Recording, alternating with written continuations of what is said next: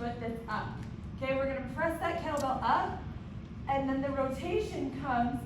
We're gonna rotate our shoulder and go down to the ground with this other hand and come up. So it's very similar mechanically to the windmill, it's just easier.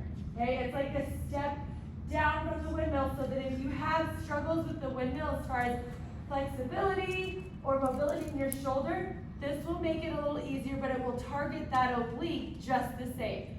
So we're gonna rotate that shoulder, bring that hand down to the ground, and then come up, and you're exhaling and really activating this oblique.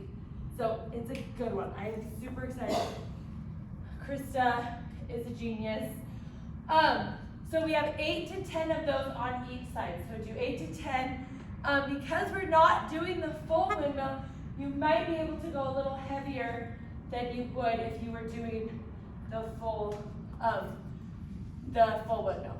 So then we've got our rotational chop. So we're gonna grab our kettlebell, okay? And we're gonna have both hands on the handle, and we're rotating and chopping over the forward leg. So we're here, okay?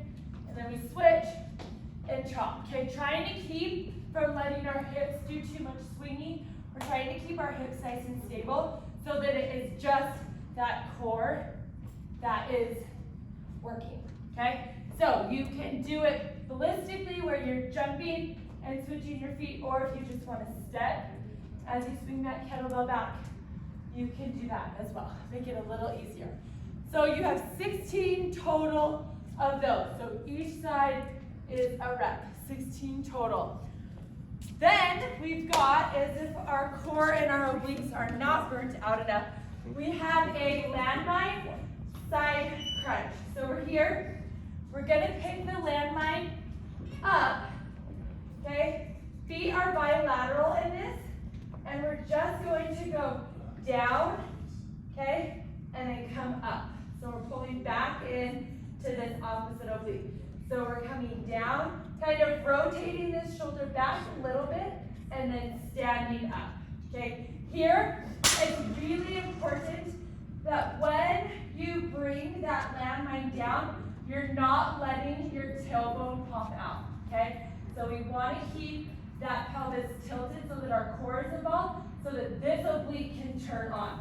If our pelvis is tilted and our back is swayed, it's going to be harder for that oblique to turn on. So we need to tilt that pelvis forward, get that belly button drawn in, and then go down to the side and keep that integrity of that spine so that this oblique can do the work of getting that landmine up. So we have 8 on each side. Then you're going to go out to a sled push, just down to the end of the planter and back. Circuit 2 out on the field. We're starting with agility, lateral, high knees. So we're here, okay? Just one round, down and back. Then we've got, I like this one too. So we've got an inchworm plank with a hop over. So we're going to have one leg up, okay? Hinge down, okay? And try and go down into your inchworm without like just bending your back and your shoulders, okay? Try and hinge and sit down as much as you can to keep that flat spine. Inchworm out, okay? Then you've got your push up here, and then you're gonna hop in, and then over. And then you're gonna inchworm out, okay? Push up, and then come in, and then hop over. So you're kind of like zigzagging as you do this. You have 8 total, so however far down that takes you. So you got 8 total of those. Then you're gonna go into an alternating double dumbbell side lunge with a clean. So we've got 2 dumbbells here. Some good advice from Jamie this morning is when we go into that side lunge, I don't want you guys to think that you have to get these to the ground. I want you guys to side lunge, and if your flexibility in back can allow you to get these to the ground, great. But if you find that you're rounding your back and shoulders just to get these dumbbells to the ground, don't worry about it, okay? Go as far as you can with the flexibility in your hamstring and the integrity of your back, keeping that core drawn in. And then when you're done, you come back up and you come to here, okay? And then you're just gonna alternate to the other side, same thing. If you don't get those dumbbells to the ground, it's not hurting anything, okay? I would rather you guys keep that back nice and flat, keep that core drawn in, and then end with those dumbbells coming up to that clean position. So you have 10 to 12 alternating, so it's 5 or 6 on each leg. Then we have our banded split stance. There's no band in here.